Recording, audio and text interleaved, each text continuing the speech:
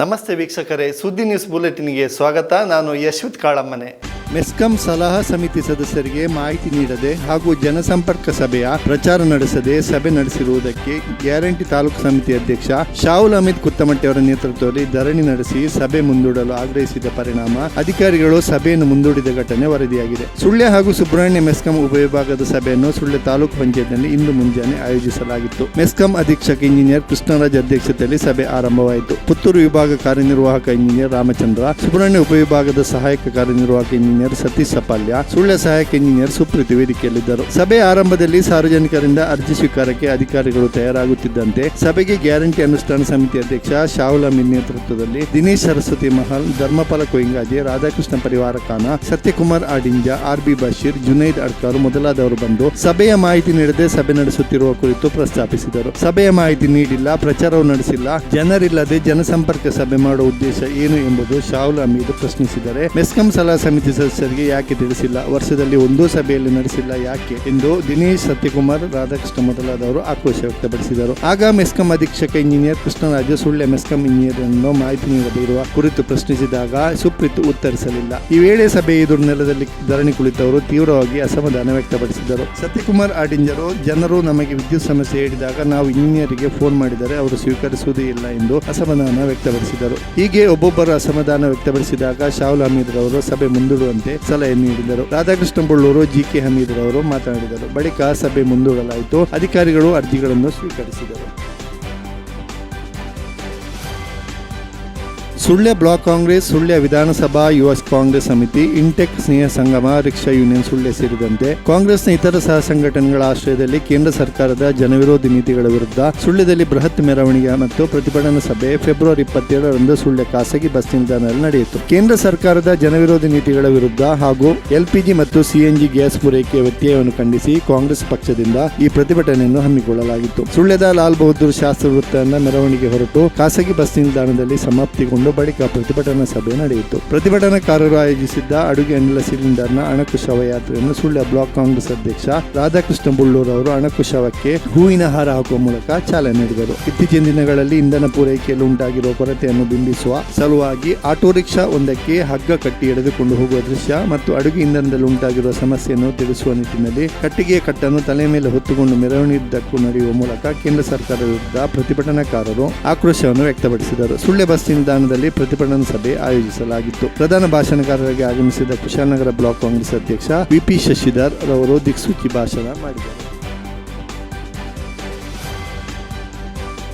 ಶ್ರೀ ಮಹಾವಿಷ್ಣು ದೇವಳ ನಿಡ್ವಾಳ ಕರಿಕಳ 50 ಇದರ ಪುನರ್ನಿರ್ಮಾಣ ಪುನಃ ಪ್ರತಿಷ್ಠಾ ಅಷ್ಟಬಂಧ ಬ್ರಹ್ಮಕಲಶೋತ್ಸವವು ಏಪ್ರಿಲ್ 24ರಿಂದ ಮೇ 3 ತನಕ ಕ್ಷೇತ್ರದ ತಂತ್ರಿಗಳಾದ ಬ್ರಹ್ಮಶ್ರೀ ಕೆಮ್ಮಿಜಿ ನಾಗೇಶ ತಂತ್ರಿಗಳ ನೇತೃತ್ವದಲ್ಲಿ ವಿಜೃಂಭಣೆಯಿಂದ ನಡೆಯುತ್ತಿದ್ದು, ಪ್ರತಿದಿನ ಮುಂಜಾನೆಯಿಂದ ರಾತ್ರಿ ತನಕ ವಿವಿಧ ವೈದಿಕ ಧಾರ್ಮಿಕ ಕಾರ್ಯಕ್ರಮಗಳು ನಡೆಯುತ್ತಿದೆ. ನಿನ್ನೆ ರಾತ್ರಿ ಸಭಾ ಕಾರ್ಯಕ್ರಮ ನಡೆಯಿತು. ಗುರುದೇವದತ್ತ ಸಂಸ್ಥಾನ ಉಡಿಯೂರು ಕ್ಷೇತ್ರ ಶ್ರೀ ಶ್ರೀ ಗುರುದೇವಾನಂದ ಸ್ವಾಮೀಜಿ ಆಶೀರ್ವಚನ ನೀಡಿದರು. ಉಡುಪಿ ಶ್ರೀ ನಾಗ ಧರ್ಮೇಂದ್ರ ಸಂಸ್ಕೃತ ವೇದ ಸಂಜೀವಿನಿ ಪಾಠಶಾಲೆ ಪ್ರಾಚಾರ್ಯ ವಿದ್ವಾನ್ ಮೌನೇಶ್ ಶರ್ಮಾ ಬಾಳಿಲ ಧಾರ್ಮಿಕ ಉಪನ್ಯಾಸ ನೀಡಿದರು. ಪುತ್ತೂರು ಭಾರತ್ ಟ್ರೇಡರ್ಸ್ ಕುಶಲಪ್ಪ ಮೇಲ್ಪಡಿ ಸಭಾಧ್ಯಕ್ಷತೆ ವಹಿಸಿದ್ದರು. ಮುಖ್ಯ ಅತಿಥಿಗಳಾಗಿ ಆರಿಕೋಡಿ ಶ್ರೀ ಚಾಮುಂಡೇಶ್ವರಿ ಕ್ಷೇತ್ರ ಧರ್ಮದರ್ಶಿ ಹರೀಶ್ ಆರಿಕೋಡಿ, ಶಾಂತಿಮೊಗರು ಶ್ರೀ ಸುಬ್ರಹ್ಮಣ್ಯ ದೇವಸ್ಥಾನ ವ್ಯವಸ್ಥಾಪನಾ ಸಮಿತಿ ಅಧ್ಯಕ್ಷ ಸತೀಶ್ ಕೆಡಿಂಜಿ, ಮಂಗಳೂರು ಕೇಂದ್ರ ಸಹಕಾರ ಸಗಟು ಮಾರಾಟ ಸಂಘದ ಅಧ್ಯಕ್ಷ ಪ್ರಸನ್ನ ಭಟ್ ಎಣ್ಮೂರು, ಎಡಮಂಗಲ ಶ್ರೀ ಪಂಚಲಿಂಗೇಶ್ವರ ದೇವಸ್ಥಾನದ ವ್ಯವಸ್ಥಾಪನಾ ಸಮಿತಿ ಅಧ್ಯಕ್ಷ ಶ್ರೀಹರಿ ಮುಚ್ಚಲ, ಎಣ್ಮೂರು ಸೀತಾರಾಮಚಂದ್ರ ಸೇವಾ ಪ್ರತಿಷ್ಠಾನ ಟ್ರಸ್ಟ್ ರಿಜಿಸ್ಟರ್ ಅಧ್ಯಕ್ಷ ರಘುನಾಥ ರೈ ಕಟ್ಟಬೀಡು ಅಲಂಗಾರ, ದೇವಳದ ಆಡಳಿತ ಟ್ರಸ್ಟ್ ಅಧ್ಯಕ್ಷ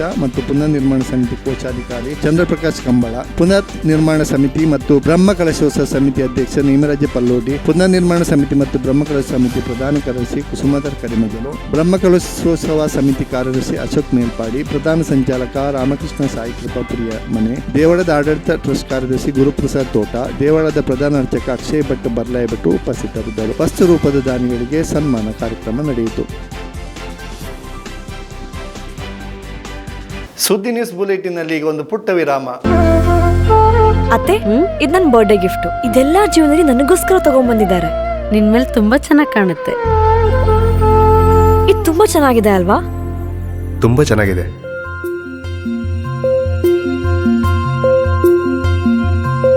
It will look really good on you. Amma? Huh? Mother is always son's first love.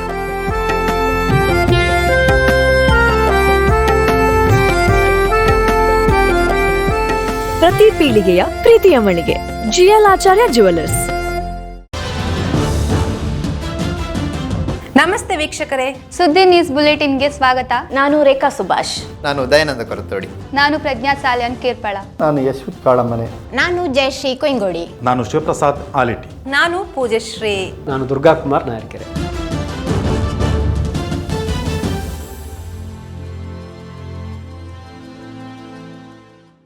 ವಿರಾಮದ ಬಳಿಕ ಮತ್ತೆ ಸುದ್ದಿ ನ್ಯೂಸ್ ಬುಲೆಟಿನ್ಗೆ ಸ್ವಾಗತ. ಶ್ರೀ ಸಂಪುಟ ನರಸಿಂಹಸ್ವಾಮಿ ಶ್ರೀ ಸುಬ್ರಹ್ಮಣ್ಯ ಮಠದಲ್ಲಿ ನರಸಿಂಹ ಜಯಂತಿ ಕಾರ್ಯಕ್ರಮ ಆರಂಭಗೊಂಡಿದ್ದು, ಇಂದು ಬೆಳಗ್ಗೆ ಗಣಹೋಮ ಮತ್ತು ಶ್ರೀ ನರಸಿಂಹ ಹೋಮ, ಶ್ರೀ ವೇದವ್ಯಾಸ ಜಯಂತಿ ವಸಂತ ಪೂಜೆ ನಡೆಯಿತು. ಮಠದ ಪೀಠಾಧಿಪತಿ ವಿದ್ಯಾಪ್ರಸನ್ನ ಶ್ರೀಗಳು, ಮಠದ ದಿವಾನರಾದ ಸುದರ್ಶನ್ ಜೋಸ ಮತ್ತಿತರರು ಪೂಜಾ ಕಾರ್ಯಕ್ರಮಗಳಲ್ಲಿ ಭಾಗವಹಿಸಿದರು. ಶ್ರೀ ವಿಷ್ಣುಮೂರ್ತಿ ದೈವಸ್ಥಾನ ಬಳಪ ಬುಡಂಗಿಯಲ್ಲಿ ಶ್ರೀ ವಿಷ್ಣುಮೂರ್ತಿ ದೈವದ ಹೊತ್ತೆಕೋಲ ಭೋಗಾಯನಕೆರೆ ವಿಷ್ಣುನಗರದಲ್ಲಿ ನಡೆಯಿತು. ಏಪ್ರಿಲ್ 26ರಂದು ದೈವಸ್ಥಾನ ಮತ್ತು ಭೋಗಾಯನಕೆರೆ ವಿಷ್ಣುನಗರ ವಠಾರದಲ್ಲಿ ಸ್ಥಳ ಶುದ್ಧಿ, ಗಣಪತಿ ಹವನ ಹಾಗೂ ಸ್ಥಳದ ನಾಗದೇವರಿಗೆ ತಂಬಿಲ ಪೂಜೆ ನಡೆದು, ಏಪ್ರಿಲ್ 27 ಸಂಜೆ ಶ್ರೀ ವಿಷ್ಣುಮೂರ್ತಿ ಭಂಡಾರ ತೆಗೆದು ಮೇಲೇರಿಗೆ ಅಗ್ನಿಸ್ಪರ್ಶ, ಸಾರ್ವಜನಿಕ ಅನ್ನ ಸಂತರ್ಪಣೆ, ದುರ್ಗಮ್ಮ ಮೆಲೋಡಿಯ ಸುಬ್ರಹ್ಮಣ್ಯವರಿಂದ ಸಂಗೀತ ರಸಮಂಜರಿ ನಡೆದ ಬಳಿಕ ಶ್ರೀ ದೈವದ ಕುಳಿಚಾಟ ನಡೆಯಿತು. ನಂತರ ಜಿಲ್ಲೆಯ ಪ್ರಸಿದ್ಧ ಕಲಾವಿದರ ಕೂಡುವಿಕೆಯಿಂದ ಯಕ್ಷಗಾನ ಬಯಲಾಟ, ಭೃಗು ಲಾಂಛನ, ಶ್ರೀನಿವಾಸ ಕಲ್ಯಾಣ ನಡೆಯಿತು. ಏಪ್ರಿಲ್ 28ರಂದು ಪ್ರಾತಃ ಕಾಲ ಶ್ರೀ ವಿಷ್ಣುಮೂರ್ತಿ ದೈವದ ಅಗ್ನಿ ಪ್ರವೇಶ, ಬಳಿಕ ಮಾರಿಕಳ ಪ್ರಸಾದ ವಿತರಣೆ, ಮುಳ್ಳುಗುಳಿಗ ದೈವದ ನೇಮ, ಪ್ರಸಾದ ವಿತರಣೆ ನಡೆಯಿತು.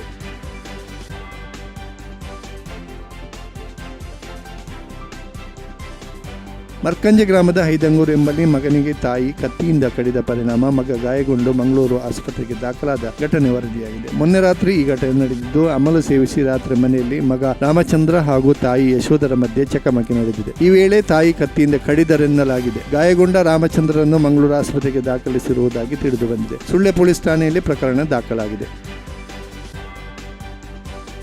ನಿಂತಿದ್ದ ಬಸ್ಸಿಗೆ ಕಾರು ಡಿಕ್ಕಿಯಾಗಿ ಓರ್ವರಿಗೆ ಗಾಯಗಳಾದ ಘಟನೆ ಅರಂತೋಡು ಬಳಿ ಸಂಭವಿಸಿದೆ. ಕೊಯ್ನಾಡಿನಿಂದ ಸುಳ್ಯಕ್ಕೆ ಬರುವ ಸರ್ಕಾರಿ ಬಸ್ ಅರಂತೋಡಿನಲ್ಲಿ ನಿಲ್ಲಿಸಿ ಜನರನ್ನು ಹತ್ತಿಸುತ್ತಿದ್ದ ಸಂದರ್ಭ ಮಡಿಕೇರಿಯಿಂದ ಸುಳ್ಯ ಕಡೆಗೆ ಬರುತ್ತಿದ್ದ ಆಲ್ಟೋ ಕಾರು ಹಿಂದಿನಿಂದ ಬಸ್ಸಿಗೆ ಡಿಕ್ಕಿ ಹೊಡೆದು ಕಾರು ಮುಂಭಾಗ ಜಖಂಗೊಂಡಿತು. ಕಾರಿನಲ್ಲಿ ಮಗು ಸಹಿತ 5 ಪ್ರಯಾಣಿಕರಿದ್ದು, ಓರ್ವರಿಗೆ ಗಾಯಗಳಾಗಿದೆ. ಅರಂತೋಡಿನ ಸಮೃದ್ಧಿ ಆಂಬ್ಯುಲೆನ್ಸ್ನಲ್ಲಿ ಸುಳ್ಯ ಆಸ್ಪತ್ರೆಗೆ ಕರೆದೊಯ್ದು ಚಿಕಿತ್ಸೆ ಕೊಡಿಸಲಾಯಿತು.